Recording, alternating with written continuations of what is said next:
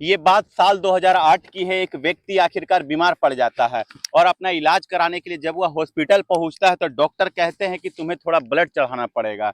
Blood चढ़ाएंगे तो तुम बिल्कुल ठीक हो जाओगे। कुछ इसी भरोसे के साथ डॉक्टरों ने जो उस व्यक्ति को ब्लड चढ़ाया होता है, ब्लड चढ़ाते ही उस व्यक्ति की तबीयत अचानक से ठीक हो जाती है और कुछ दिन बीतते हैं, फिर से वह आखिरकार बीमार पड़ जाता है और जब वह बीमार पड़ता है तब जाकर के अपना वह इलाज कराता है। डॉक्टर साहब कहते हैं कि ये कुछ जांचें हैं, इन जांच को आप करवा लीजिए, उसके बाद फिर आपसे मिलते हैं। जब जांच करवाई जाती है तो पता चलता है कि उस व्यक्ति को एचआईवी पॉजिटिव हो चुका है और फिर उसको एड्स की बीमारी हो चुकी है। अब जैसे ही वह एड्स की बीमारी के बारे में उसको पता चलता है तो उसके पैरों तले से जमीन खिसक जाती है और बाकी की जो जिंदगी होती है उसकी, अब उसकी जिंदगी कटनी होती है सिर्फ और सिर्फ दवाइयों के सहारे। दवाई खाएगा तो ही जिंदा रह पाएगा, अगर दवाई नहीं खाएगा तो जिंदा नहीं रह पाएगा। दवाई खाता था और अपने आप को जीवित रखने के लिए लगातार कोशिश कर रहा होता है और जब वह एचआईवी पॉजिटिव हो जाता है तो वह शादी ना करने का फैसला ले लेता है।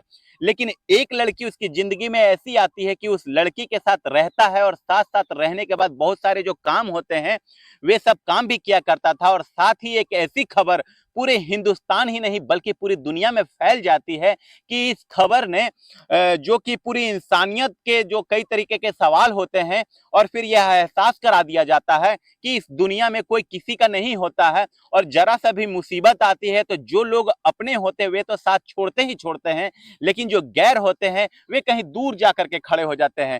कहानी आज के कुछ वैसे ही है जो आपको झकझोर देगी, आपको विचलित कर देगी, आपको परेशान कर देगी, आपको सन्न करने पर मजबूर कर देगी।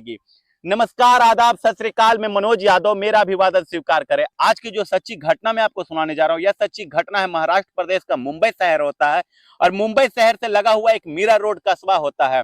यहाँ पर गीता नगर होता है और गीता नगर में एक आकाशदीप सोसाइटी बोल करके होती है। दरअसल आकाशदीप सोसाइटी के माले नंबर 7 पर एक लड़का रहा करता है जिसका नाम होता है सोमेश श्रीवास्तव।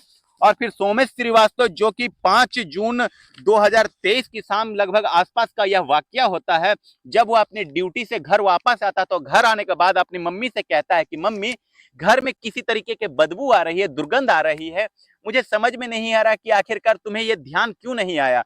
जब उसकी माँ और उसके बेटे दोनों सोमेश मिलकर के पूरे घर की अपनी तलाशी लेने की कोशिश करते हैं कि ये देखने की कोशिश करते हैं कहीं कुछ खा करके चूहा मर तो नहीं गया है, चूहा सड़ रहा होगा शायद इसीलिए दुर्गंध आ रही होगी। जब अपनी घर की पड़ताल करते तो उसे क्लियर हो जाता है दुर्गंध अपने घर से नहीं बल्कि कहीं और से आ रही होती है। रात होती है, सोता है, अगला दिन निकलता है, फिर वह ड्यूटी के लिए निकलता है और जैसे ही ड्यूटी के लिए निकल रहा होता है तब दुर्गंध तो थी लेकिन उतनी नहीं होती है जितनी की होनी चाहिए होती है, जिसने कि कल शाम उसने महसूस की होती है। इसके बाद फिर वह अपने ड्यूटी में जाता है, फिर वह वापस लौट करके शाम को वापस आता है, तभी दुर्गंध रहती है। तभी वह कहता है कि मम्मी, ऐसा तो नहीं जैसे पिक्चरों में दिखाते हैं कि हमारे पड़ोसी ने किसी का कत्ल तो नहीं कर दिया है। तो माँ कहती है कि जितने सारे तुम वेब सीरीज देखते हो, जितने सारे तुम ये टीवी नाटक फिल्में देखते हो, उससे तुम्हारा दिमाग भी पूरी तरीके से दूषित हो चुका है। माँ अपने बेटे को डांटती है, बेटा शांत हो जाता है और फिर अगला ही दिन निकलता है। उसके बाद फिर वह ड्यूटी पर, वह आज न शाम को आने वाला था बल्कि दोपहर में ये कह करके गया था कि मैं दोपहर में आऊंगा और दोपहर में ही खाना खा करके फिर वापस अपने ड्यूटी पर चला जाऊंगा। दोपहर में आता है तो बहुत ज्यादा दुर्गंध हो रही होती है। 7 तारीख आ जाती है, 5 तारीख से उसको बदबू आने का सिलसिला जो होता है वह शुरू हो जाता है, लेकिन दोपहर में जब वह आता है तो कहीं ज्यादा दुर्गंध होती है। तभी वो अपने माँ से कहता है कि कुछ ना कुछ गड़बड़ है, तुम जाकर के पड़ोसियों से पता करो। तभी उसकी माँ कहती है कि तुम खुद जाकर के पड़ोसी से बोल दे कि तुम्हारे घर से बदबू आ रही है, दुर्गंध आ रही है, शायद तुम्हारे घर में चूहा मर चुका है। मेन गेट पर ही वह चला जाता है तो वो लड़का जाकर के दरवाजा खटखटाता है, अंदर से किसी तरीके का कोई आवाज नहीं आता। फिर वह दोबारा दरवाजा खटखटाता है, तब अंदर से आवाज भी आती है और फिर वह जो अंदर व्यक्ति रहता है उसने दरवाजा नहीं खोला होता बल्कि एक आवाज, एक अलग तरीके की आवाज आती है। जैसे हम कभी डीओ लगाते हैं उसके अंदर से आवाज निकलती है, कभी हीट छिड़कते हैं तो उसके अंदर से सी की आवाज निकलती है, तो वैसे ही आवाज निकल रही होती है। वही वह आवाज आती है, अंदर से बजाय दुर्गंध के खुशबू आने लग जाती है। वे लड़का समझ ही नहीं पाता था कि आखिरकार मामला क्या है। 10 से 15 मिनट वह व्यक्ति दरवाजा के जो होता है बाहर खड़ा रहता है और फिर इंतजार करता है कि दरवाजा आखिरकार खुलेगा, वह बातचीत करेगा, लेकिन दरवाजा खुलता ही नहीं। वो यहाँ से जब अपने घर के तरफ चलता है तो कुछ ही देर के बाद पता चलता है कि वो व्यक्ति वहां से निकल रहा होता है और तुरंत ही वह दौड़ करके जाता है कि सुनो अंकल जी, तुम्हारे घर से दुर्गंध आ रही है, तुम देखते क्यों नहीं। बहुत ज्यादा दिक्कत परेशानी हो रही है, क्या मामला है, कहीं ना कहीं चूहा तो नहीं मर गया? वे कहते हैं कि फिलहाल मुझे अपनी ड्यूटी पर जाना है, बहुत जरूरी काम है, इसलिए जब वापस लौट करके आऊंगा तब आकर के देखूंगा, तुम अपना काम करो तब तक। लड़का वापस फिर अपने घर चला आता है, वह बड़ा परेशान होता है। तभी वह जो सोसाइटी होता है उसके चेयरमैन को फोन करता है। चेयरमैन के साथ साथ इसके जो सचिव होते हैं उनको भी फोन करता है और जाकर के कहता है कि सेक्रेटरी से इस घर के अंदर से यानी कि 704 नंबर कमरे से बहुत ज्यादा दुर्गंध आ रही है, आप आकर के देख लीजिए। सेक्रेटरी भी यहाँ पर आते हैं, उसके बाद चेयरमैन भी यहाँ पर आते हैं। ये दोनों इस एजेंट को फोन करते हैं, जिस एजेंट ने इस व्यक्ति को, जो इसका पड़ोसी है, उसको कमरा दिलवाया होता है। दरअसल यहाँ पर दो व्यक्ति रहते हैं, एक आदमी है और एक महिला है, लेकिन दोनों में से फिलहाल कोई मौजूद नहीं है। मुख्य द्वार का ताला लगा हुआ होता है।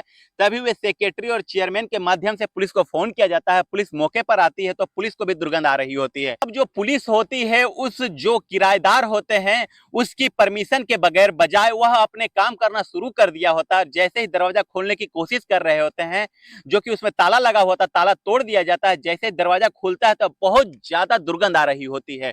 इतनी ज्यादा दुर्गंध की आसपास के लोगों का जीना भी मुहाल हो जाता है। अंदर घुसते हैं, जाकर के देखते हैं तो सबसे पहले उन्हें जमीन पर पड़े हुए एक इलेक्ट्रॉनिक कटर मशीन मिली होती है, और फिर वह कटर मशीन जिससे पेड़ पौधों को काटा जाता है, छाटा जाता है।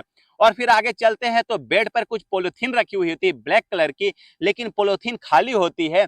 और जब देखते हैं तो इस घर से बहुत ही ज्यादा दुर्गंध आ रही होती है। जाकर के टॉयलेट को चेक करते हैं, टॉयलेट बिल्कुल साफ होता है, घर बिल्कुल साफ होता है।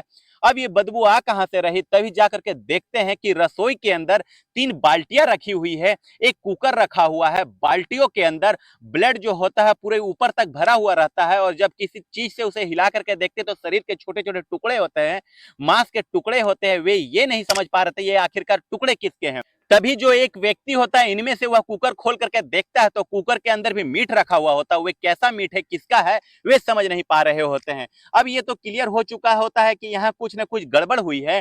कभी देखते हैं कि पास में एक लंबी सी चोटी है, जो किसी महिला की चोटी लग रही होती है। उस चोटी को देखते हैं, अब बारीकी से पड़ताल करने की कोशिश कर रहे थे, तब एक पैर का जांग का हिस्सा जो होता है, जिसको देख करके साफ अंदाजा लगाया जा सकता था कि जो मीट है, ये जो मांस रखा हुआ है बाल्टी के अंदर, ये किसी जानवर का नहीं बल्कि इंसान का है, क्योंकि उसके अंदर जो होते हैं पीसेस होते हैं, उससे पता चल रहा होता है साफ साफ।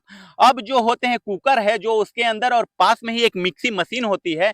मिक्सी मशीन के अंदर भी मीट के पीसेस रखे होते हैं उसको पीसने के लिए। अब पुलिस वालों को भी होश पाक्ता हो जाते हैं, पड़ोसी पहले से डरे हुए होते हैं। वे लड़का जो 2-3 दिन पहले से ही शक कर रहा होता अपने माँ को, ये सारे बात बताता है कि माँ मैं तुमसे 2-3 दिन से कह रहा था कि देखो पड़ोसी अंकल ने उस आंटी को मार दिया है, और फिर यह बहुत बड़ा बवाल हो चुका है। पुलिस वालों को जब सूचना मिलती है, पुलिस वाले कहते हैं कि उसको फोन नहीं करना है, जो व्यक्ति यहाँ पर रहता है उसके आने का इंतजार करते हैं। अब जैसे ही वो जो उसके आने का इंतजार किया जा रहा होता है, कुछ ही देर के बाद वो व्यक्ति भी आ जाता है लिफ्ट से। जैसे ही वह अपने माले पर, 7वें माले पर उतरने की कोशिश कर रहा था, वह देखता है कि उसका दरवाजा खुला हुआ है। दरवाजा खुला हुआ है, यहाँ पर पुलिस भी है, वहां पर अड़ोस पड़ोस के लोग भी हैं। तब वह वापिस भागने की कोशिश कर रहा होता है। पुलिस ने उसको धर दबोच लेते हैं, और फिर दबोचने के बाद जब उसका सबसे पहले नाम पूछा जाता है, वे कहता है कि मेरा नाम मनोज रमेश सामे है, जिसकी उम्र लगभग 56 साल के आसपास होती है, जो कि एक किराना स्टोर पर काम किया करता है, जहां से महज 5,000 रुपए की उसको पगार मिला करती थी। अब इसके बारे में तो जानकारी मिल चुकी होती है, लेकिन घर के अंदर जो लाश पड़ी हुई है वो किसकी होती है, लाश के टुकड़े होते हैं वह किसके होते हैं, किसको कुकर में उबाला गया, किसको बाल्टी में शरीर के टुकड़े रखे गए हैं, और जो इलेक्ट्रॉनिक कटर होता है उससे किसको काटा गया होता है। पुलिस के मन में सवाल होते हैं। इससे पहले कि पुलिस इन सवालों तक पहुंच पाती, कुछ लोगों ने इस जानकारी को सोशल मीडिया पर वायरल कर दिया होता, और हर किसी की ख्वाहिश इस मामले की जानने के लिए जुट जाती है कि आखिरकार ये मामला क्या है। और जैसे जैसे लोग सोशल मीडिया पर जानकारी डाल रहे होते हैं, वैसे वैसे पता करने की कोशिश कर रहे होते हैं। हर एक व्यक्ति अपने अपने तरीके से इसको बताने की कोशिश कर रहा होता है। वे पुलिस के पास तो कभी पहुंचा नहीं था। ये पता चलता है कि 56 साल के एक व्यक्ति का उससे कम से कम 25 साल छोटी सरस्वती वैद्य से अवैध संबंध होते हैं। वे लिविंग रिलेशनशिप में लगभग 3 साल से इसी फ्लैट के अंदर रह रही होती है। अब वे इसके बारे में और भी ज्यादा जानकारी पुलिस जुटाने की कोशिश करती है, तो पता चलता है यह लड़की अनाथ आश्रम में रह रही होती है, और अनाथ आश्रम से इसकी बेटी बना करके अपने घर पर लाया हुआ होता है। और बेटी बना करके जैसे ही घर पर लाता है, तभी उसके साथ शारीरिक संबंध बनाता था, यानी कि लिविंग रिलेशनशिप में रह रहा होता है। पुलिस अलग अलग एंगल पर जांच करना शुरू कर देती है तो दिन आगे बढ़ने लगते हैं, क्योंकि शरीर के महज छोटे मोटे टुकड़े बचे हुए थे। उन टुकड़ों से कैसे पता चलता?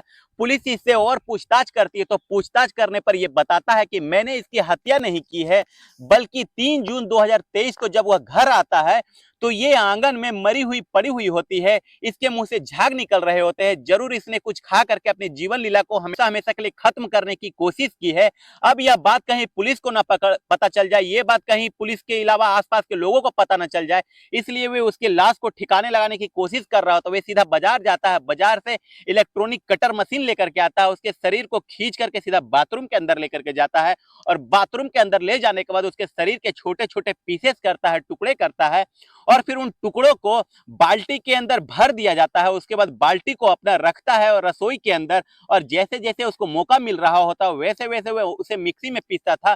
सुबह के वक्त वह उठता था, उसके बाद उठने के बाद कुछ थैलियों में भर करके उस महिला के जो उसके प्रेमिका होती है, उसकी गर्लफ्रेंड होती है, उसके शरीर के टुकड़े को ले जा करके बाहर जो स्ट्रीट के कुत्ते होते हैं, जो गली मोहल्ले के कुत्ते हो रहे होते हैं, उन कुत्तों को वो पीसेस खिलाया करता था, कभी उबाल करके खिलाया करता था। ऐसा भी दावा किया जा रहा है कि जो उसने मीट को उबाला होता है, कुकर में पकाया होता, कहीं ऐसा ना हो कुछ मीट के टुकड़े खुद भी खाए हों।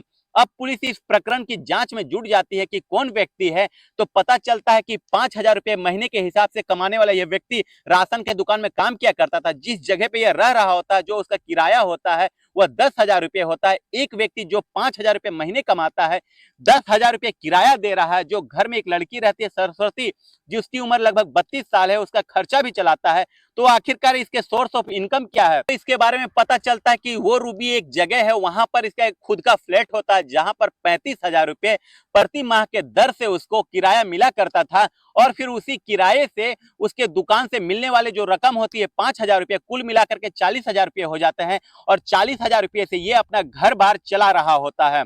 अब इस लड़की के बारे में वह जानकारी जुटाने की कोशिश करते तो पता चलता है कि ये एक अनाथ आश्रम में रहा करती थी और जब तक इसके 18 साल उम्र पूरे नहीं हो जाते तब तक ये इस लड़की से मिलने के लिए उसके आश्रम में जाया करता था और वहां पर इसके बहुत सारे खेल खिलौने, इसके लिए खाने पीने के सामान, बहुत सारे चीजें लेकर के जाया करता था। वहां जो लड़कियां होती थी तो पूछती थी कि ये जो व्यक्ति यहाँ पर आता है ये तुम्हारा क्या लगता है, तो वो एक कहती थी ये लड़की कि ये मेरे मामा लगते हैं और ये मुझसे बहुत ही ज्यादा लगाव रखते हैं, इसलिए वे मेरे साथ यहाँ पर रहते हैं। जब ये 18 साल की मैं हो जाऊंगी तो ये मुझे साथ लेकर के चले जाएंगे। ठीक वैसे ही होता है, जैसे ही 18 साल कंप्लीट हो जाती है तो उसे अपने कुछ दिन अपने यहाँ यानी कि परिवार के साथ में रखते हैं, लेकिन ये व्यक्ति उसे अपने साथ ले जाता है और साथ में ले जाने के बाद लोगों का दावा है, इसने जांच अधिकारियों का दावा है, दोनों एक दूसरे के साथ लिविंग रिलेशनशिप में रह रहे होते हैं। लेकिन पुलिस जब इसे पूछताछ करती तो ये दावा करता है कि ये जो व्यक्ति है कभी लिविंग रिलेशनशिप में नहीं रहा, उसने कभी इसके साथ शारीरिक संबंध नहीं बनाए,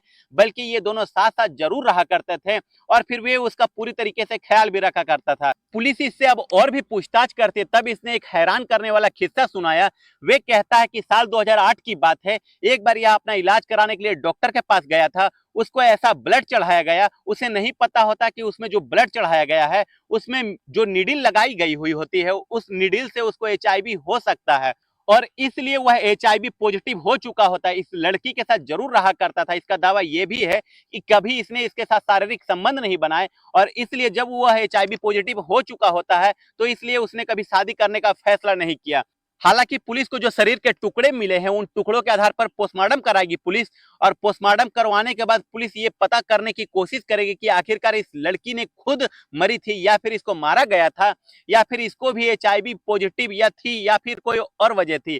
पुलिस हर एंगल पर जांच करने की कोशिश कर रही है, लेकिन जिस तरीके से एक लड़की के 100 से ज्यादा टुकड़े कर दिए जाते हैं, उन 100 से ज्यादा टुकड़े करने के बाद पता चलता है जिसे दिल्ली के अंदर श्रद्धा वालकर की हत्या हुई होती है, अल्ताफ पुणे वाला का, उसके शरीर के टुकड़े करने के बाद हिस्से को जंगल में फेंक दिया जाता है। ठीक ये व्यक्ति भी उसके शरीर के टुकड़े को अलग अलग फेंक रहा होता है, शायद टॉयलेट में भी फ्लश कर रहा होता है और फिर यदि वो सोमेश श्रीवास्तव और फिर अपनी मां से बात नहीं करता, चेयरमैन सेक्रेटरी से बात नहीं करता, जिस व्यक्ति ने इसको कमरा दिलवाया हुआ था उससे बात नहीं करता था, ये पुलिस को इन्फॉर्मेशन नहीं देता, तो अगले दिन ये शरीर के सभी हिस्से को खत्म कर चुका होता है। ये कहीं ना कहीं इस केस को हमेशा हमेशा के लिए जो होता है दब के रह जाता, कभी ये सामने नहीं आ पाता और फिर यह जो इतना भयानक सच लोगों के सामने आया है, आधा अधूरा सच, ये कभी सामने नहीं आ पाता।